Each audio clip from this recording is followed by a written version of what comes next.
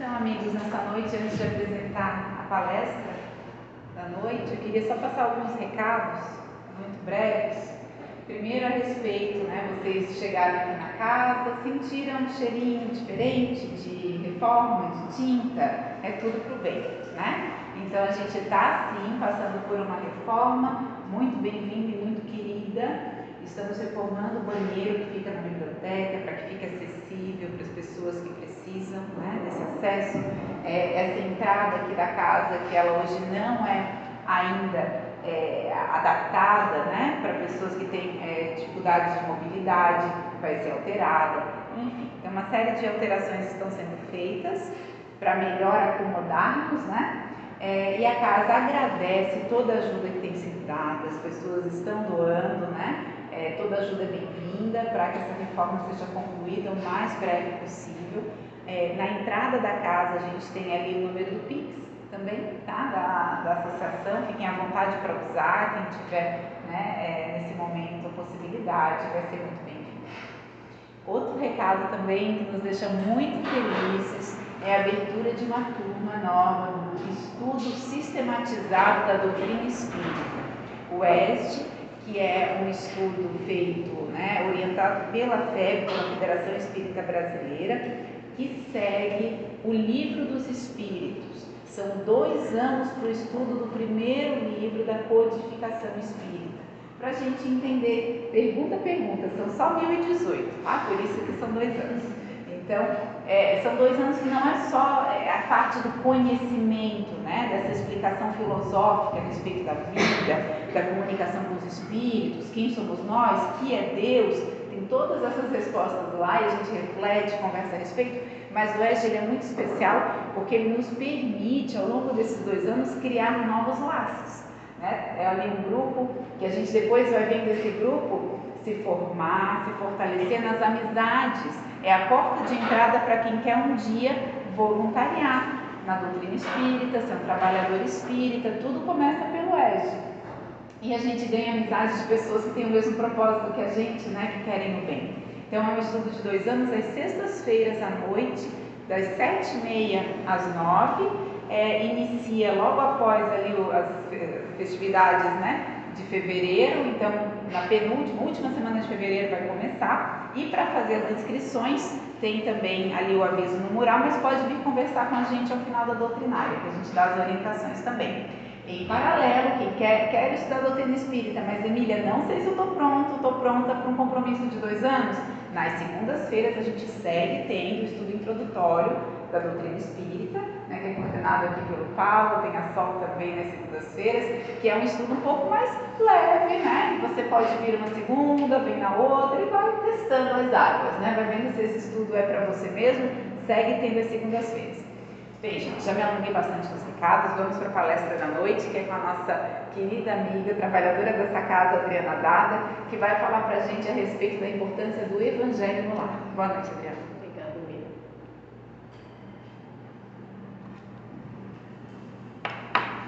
Boa noite a todos, obrigada pela presença. Hoje é uma noite muito especial. Hoje uma pessoa estaria de aniversário, uma pessoa que, além de ter me dado a vida, é a responsável por eu estar dentro dessa casa espírita, estudando, conhecendo. Então, há 14 anos a minha mãe desencarnou, quase 14 anos, e ela sempre nos foi uma fonte de muita energia, de muita luz. Então, hoje eu dedico essa nossa conversa para ela, que vai ser Evangelho no Lar. Eu gosto de começar essa conversa trazendo um conceito básico. Talvez algumas pessoas ainda não pratiquem, não conheçam, então é sempre bom a gente começar do zero. O que é o Evangelho no Lar? É uma reunião semanal no ambiente familiar para estudos dos ensinamentos de Jesus à luz da doutrina espírita. Então nada mais é do que trazer os ensinamentos que Jesus nos trouxe para dentro da nossa casa, para o nosso lar. Nós vamos falar essa noite bastante nesse termo, lar, lares. Vocês conhecem a origem da palavra lar? Para os antigos romanos, lares eram deuses domésticos protetores da casa e protetores da família. Então, quando nós estamos falando de lar, a gente está falando daquele que protege, daquele que acolhe, daquele que cuida. E é nesses lares que os espíritos se reencontram, muitas vezes nas condições de filhos, de pais, de irmãos. E é nesses ambientes que é propiciado o crescimento moral. É nesse ambiente que nós, reencarnados, podemos cada vez mais aprendermos a desenvolver todas as nossas necessidades, a melhorarmos como espíritos, a conseguir trabalhar aqueles sentimentos dentro do nosso lar de amor, de respeito, de perdão, de fé. Então, é nesse ambiente que nós precisamos fazer esse trabalho. Quando nós entendemos a reencarnação como uma possibilidade de ascensão nessa escala evolutiva, então nós nos esforçamos cada vez mais para nos afinizarmos com aquelas pessoas que estão ao nosso redor. Porque muitas das vezes, e eu ouso dizer na maioria das vezes, é dentro da nossa casa que nós temos as nossas maiores dificuldades, as nossas maiores mazelas. Então a doutrina espírita traz o estudo do Evangelho no lar como uma prática, como um recurso de grande valia para a limpeza e para a higiene espiritual desse ambiente, da nossa casa. Nós fomos ensinados a fazer a higiene desde pequeno desse nosso corpo físico, a tomar banho, a escovar os dentes, a lavar o rosto. Não julgo quem não faz isso todos os dias, tudo bem, mas nós aprendemos. Só que esse corpo físico, que a gente cuida tanto, que a gente zela tanto por ele, se tivermos a sorte, vamos envelhecer com ele. Mas nós vamos desencarnar. Esse corpo físico vai virar pó. Mas nós somos espíritos imortais. E qual o cuidado que nós estamos tendo com o nosso espírito? Então o Evangelho pode nos auxiliar nisso. E hoje que nós estamos dentro de uma casa espírita, então fica a pergunta: o Evangelho ele foi criado pela doutrina? Será? É uma criação da doutrina? Diferente do que algumas pessoas acreditam, a criação da doutrina a criação do Evangelho não foi feita pela doutrina espírita. Eu gosto de usar o termo que ela é uma inovação, mas uma inovação no sentido literal da palavra, que é uma melhoria daquilo que já existia. Porque quem nos trouxe o conceito de Evangelho no lar, esse ensinamento foi nos dado por Jesus. Quando ele se reunia com os apóstolos, com seus seguidores, ele nos ensinou.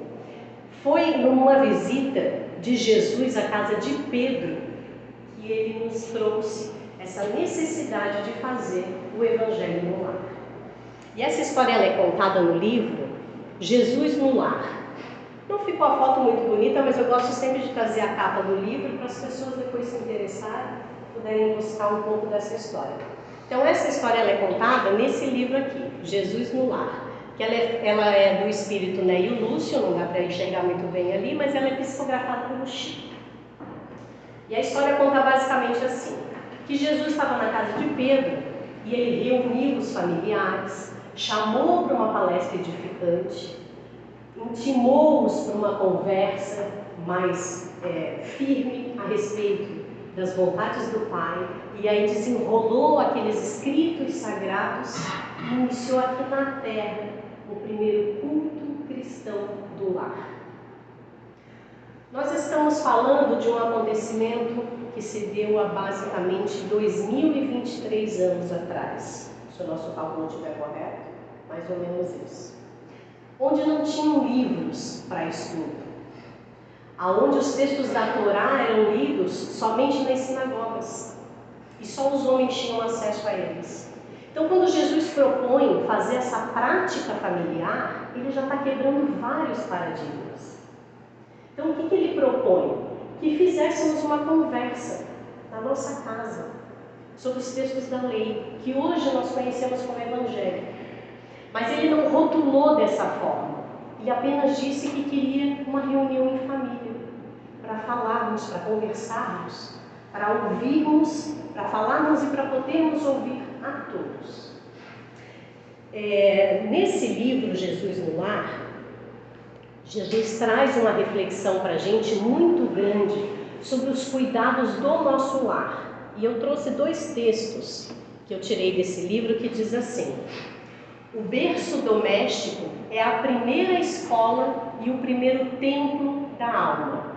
E aí depois Jesus segue dizendo: a casa do homem é a legítima exportadora de caracteres para a vida comum. O que é o berço doméstico? É o nosso lar. Ele é a nossa primeira escola. É de lá que nós iremos exportar todos os caracteres para a nossa vida comum. Sabem aquela máxima? O que você aprende dentro de casa, você acaba fazendo na rua? Meu pai sempre falava isso pra gente. Aprende a comer de garfo e faca dentro de casa, porque quando você for para a rua, você vai repetir. E nós fazemos isso. Nós repetimos os nossos vícios, sejam eles bons ou ruins. A gente sempre faz essa repetição. Então, por isso que Jesus traz nesse livro a importância de nós cuidarmos desse nosso berço doméstico, porque nós iremos exportá-lo para toda a nossa vida em comum. Tem um trecho de um livro, Luz no Lar, que também é do Chico. E tem um trecho que é do Espírito Sheila, que eu acho que nessa frase ela sintetiza muito o que Jesus quis dizer com aquelas palavras. E ela coloca assim: entre as paredes do templo familiar, a nossa casa, preparamos-nos para a vida com todos. Seremos lá fora, no grande campo da experiência pública, o prosseguimento daquilo que já somos na intimidade de nós mesmos. Então ela reforça a importância de mantermos esse cuidado dentro do nosso lar, porque nós iremos exportar, com certeza, tudo que nós aprendemos dentro da nossa casa. Quando nós estamos bem dentro da nossa casa, nós estamos bem fora dela. Tudo se reflete necessariamente. Tem um outro texto também que eu separei para vocês, do mesmo livro anterior, que é Jesus no Lar, que ele conta essa primeira passagem, do Evangelho, que Jesus nos traz uma reflexão, mais uma reflexão, na verdade, sobre essa questão do lar, da importância do cuidado no lar. E Jesus coloca assim: se não aprendemos a viver em paz entre 4 paredes, como aguardar a harmonia das nações? Se não nos habituamos a amar aquele irmão mais próximo, que está associado à nossa luta de cada dia, como respeitar o Pai eterno que nos parece distante? A paz do mundo começa sob as telhas a que nos acolhemos. É o nosso lar. Então, o que Jesus quis dizer por isso? Nós temos que cada vez nos esforçar, e isso é uma luta diária, isso é todos os dias, a cuidar do ambiente onde nós vivemos, a cuidar dessa nossa casa, a validar o que nós temos lá dentro, porque necessariamente é ela que nós iremos levar para a nossa vida.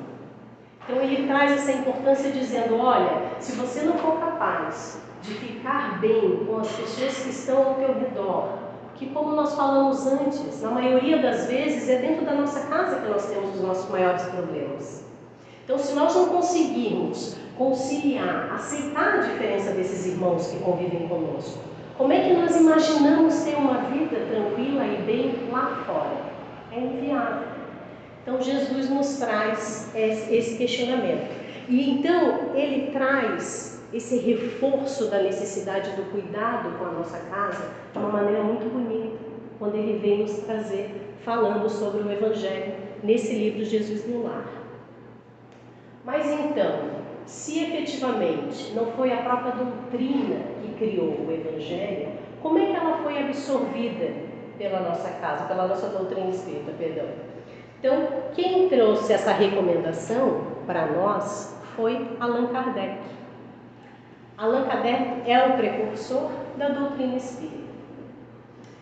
O Evangelho segundo o Espiritismo, ele tem aqui nas suas páginas finais uma coletânea de preces espíritas.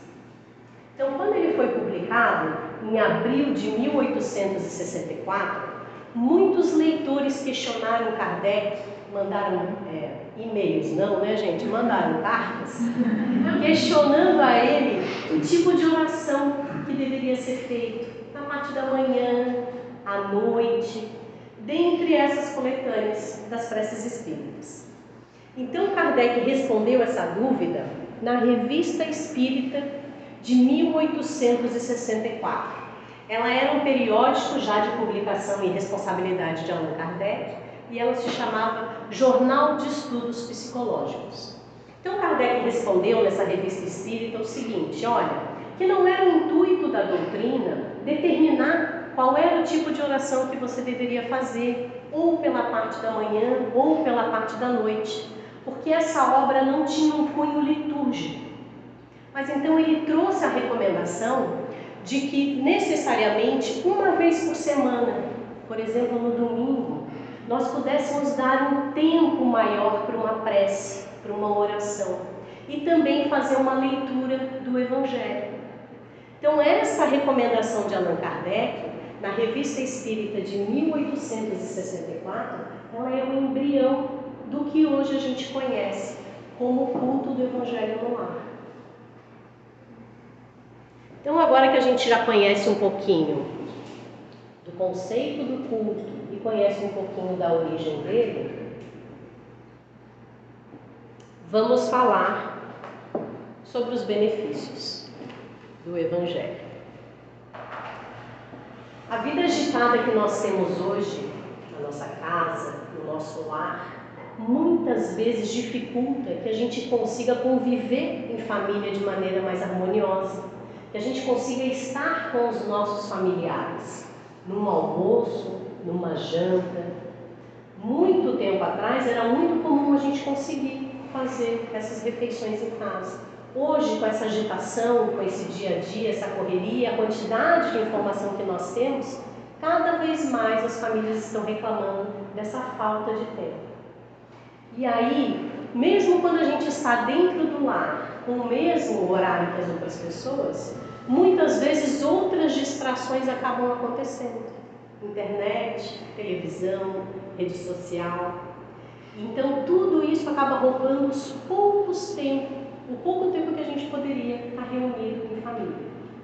Então, se nós cultivarmos o culto do Evangelho, criarmos o hábito de ter o culto do Evangelho em casa, pode nos favorecer nessa reunião familiar, além de, claro, nos agregar conhecimento também sobre a doutrina.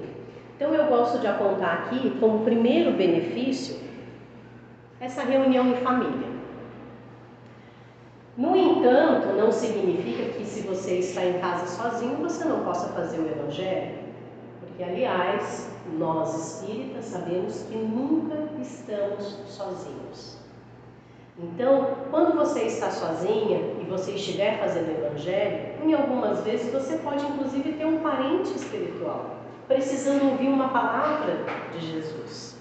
Então você pode de qualquer forma fazer o Evangelho sozinha, não necessariamente tem que ser em família. Com certeza o Evangelho também está sendo feito para as pessoas que precisam ouvi-lo naquele momento. Então, além da reunião em família, um outro aspecto que eu gosto de trazer de benefício para a doutrina é os ensinamentos de Jesus para a nossa casa. Quando eu falo de ensinamento de Jesus, eu estou falando daqueles ensinamentos que a gente até lembra de trazer para as nossas crianças, de respeitar o amiguinho, da caridade, do amor ao próximo, do perdão. E quando nós temos uma criança em casa é muito fácil a gente lembrar, porque a gente está lembrando que tem que ensiná-las porque elas nasceram sem aquele conhecimento. Mas será que nós estamos lembrando de trazer os ensinamentos de Jesus para os adultos que convivem conosco? Esse ano aconteceu uma coisa diferente lá em casa. Meu filho, ele foi criado na igreja católica, fez a primeira comunhão, mas hoje ele já tem 26 anos e ele não segue nenhuma religião. E aliás, ele tem medo de espírito, já vou dizer. Mas tudo bem, respeito. Só que no início do ano, ele passou por uma dificuldade muito grande. A avó paterna dele acabou falecendo. E nesse período em que ela estava doente, ele teve muita dificuldade de aceitar, de absorver essa situação. Então eu lembro que um dia ele chegou do trabalho, bem irritado, foi para o quarto e eu senti que precisava ir lá conversar com ele. Aí bati na porta, entrei, falei, quer conversar? Não. Ok. E ele segurando aquele sentimento todo.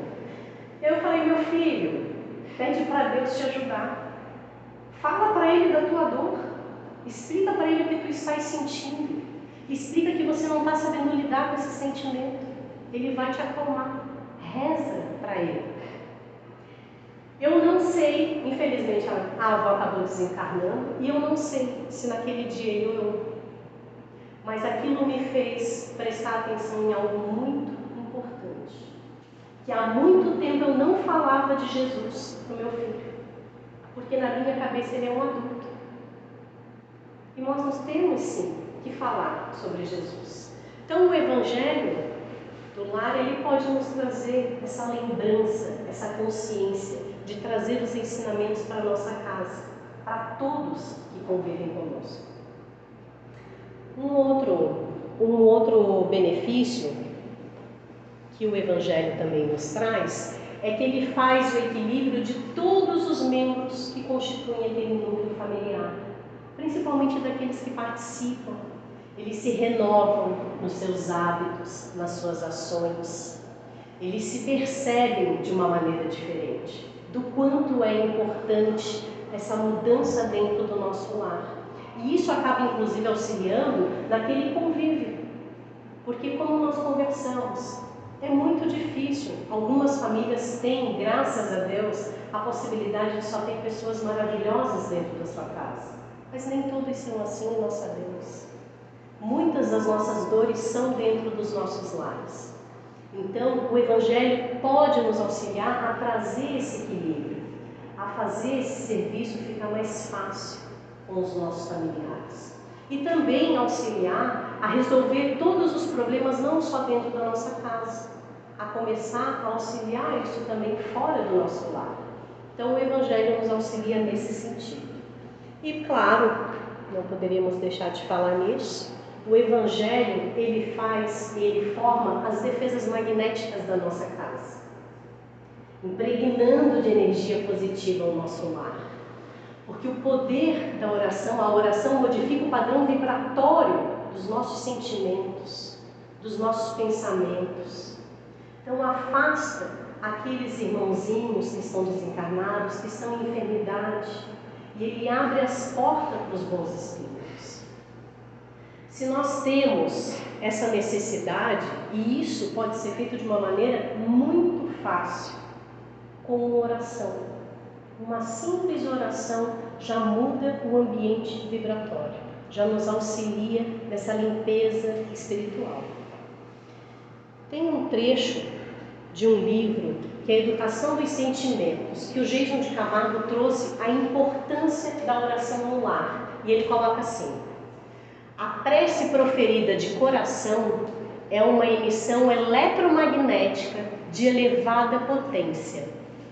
Por isso, ela se reveste de significativa importância na defesa mental e espiritual do indivíduo e do próprio lar.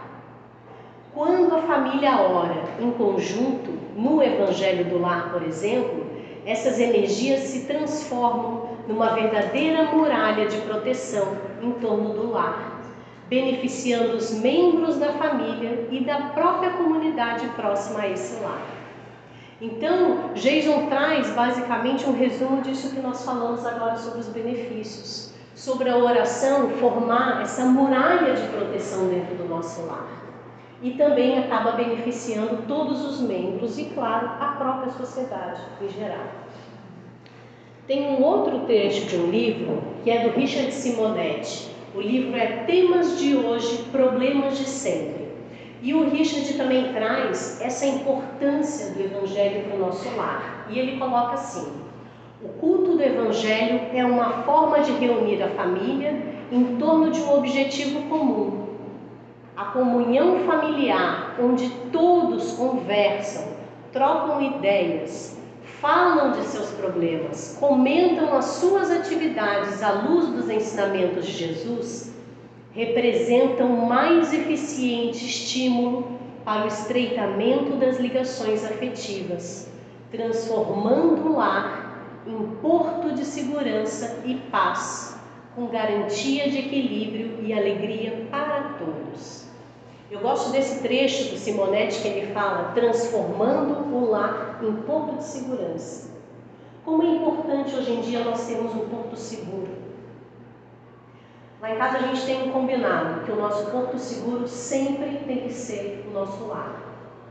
Sabe aquele dia que no seu trabalho as coisas não estão indo bem, e aí parece que vai acumulando coisas ruins e vira uma bola de neve, ou então com algum amigo que você magoou, ou que você acabou sendo magoado, e aí fica aquela energia pesada, carregada, e aquilo vai aumentando, e você não consegue mais ter controle daquilo. Quão bom é a gente ter um porto seguro nesse momento, e principalmente quando ele é o nosso lar. Saber que a gente pode voltar para a nossa casa no final do dia, reequilibrar nossas energias, limpar aqueles pensamentos negativos e ir para um outro dia renovado, limpa. Então, a importância também do Evangelho para isso. Agora que a gente já falou um pouquinho sobre os benefícios, a gente vai trazer então algumas sugestões para a prática do Evangelho no lar.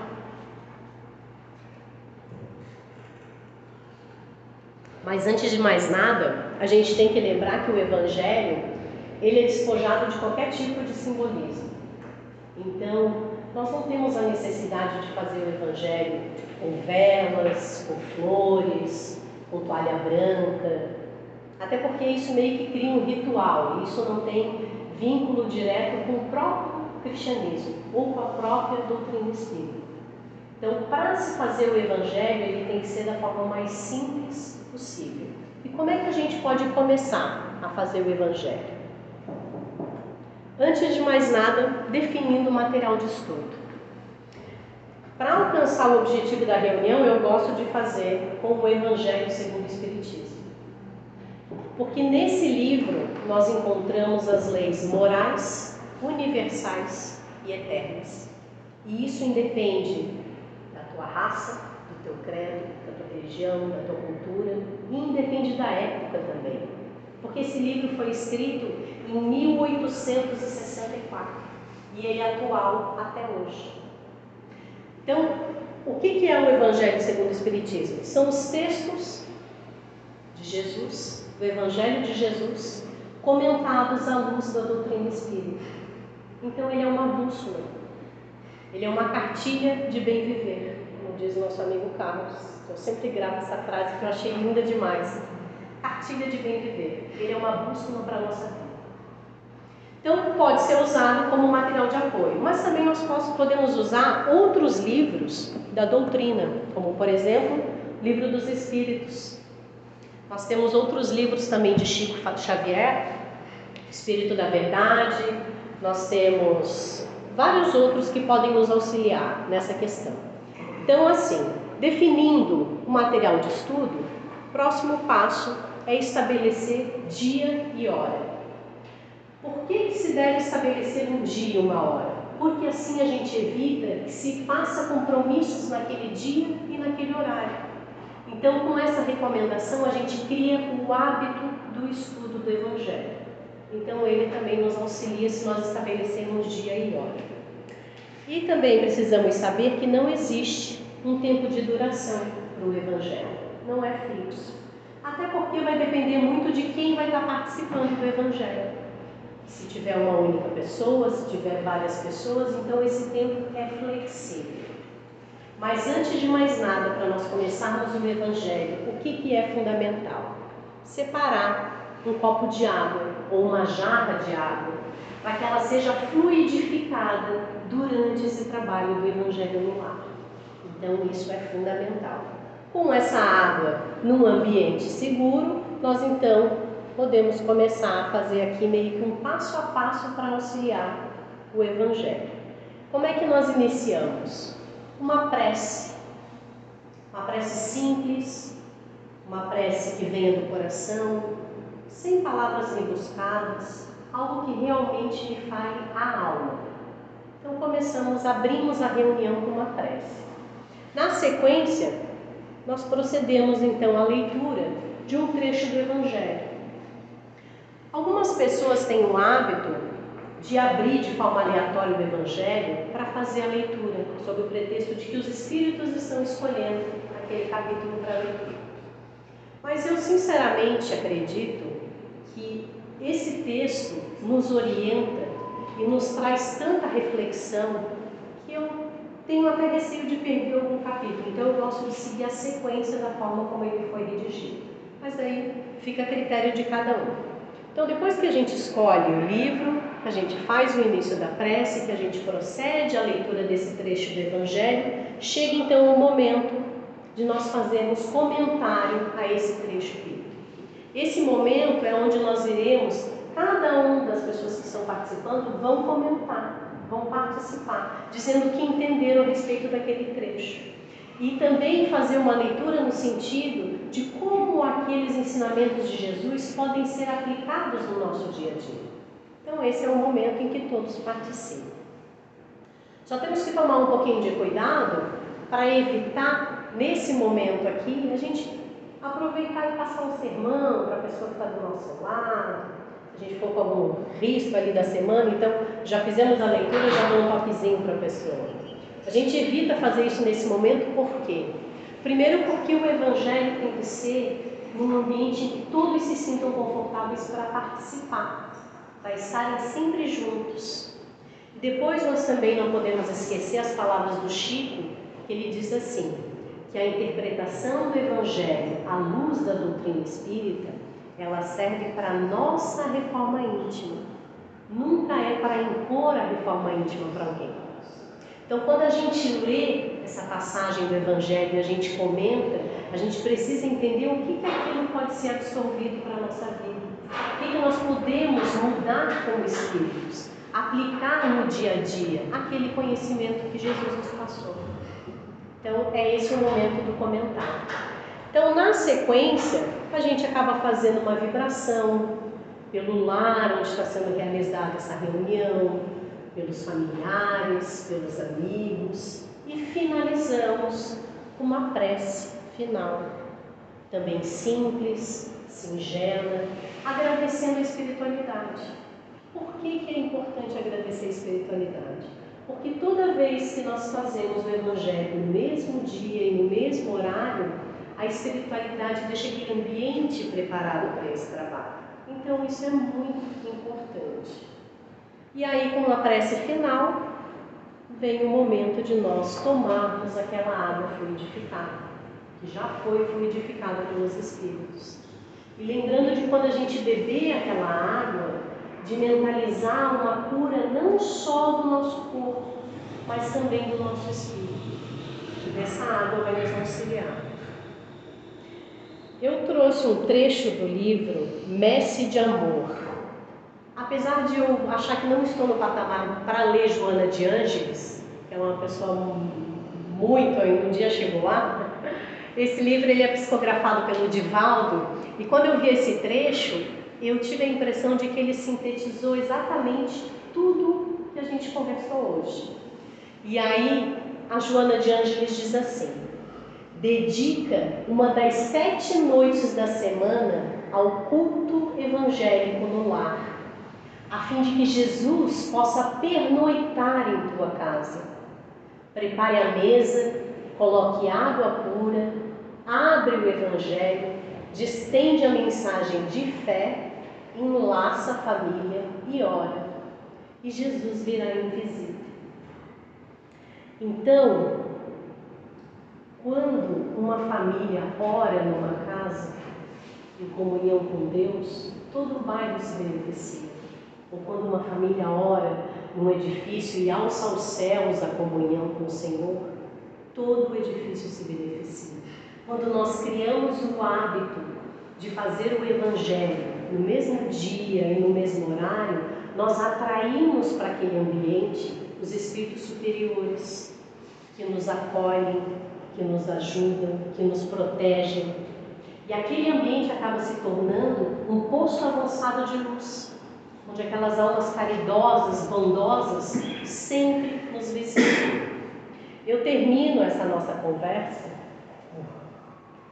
Não passei do horário.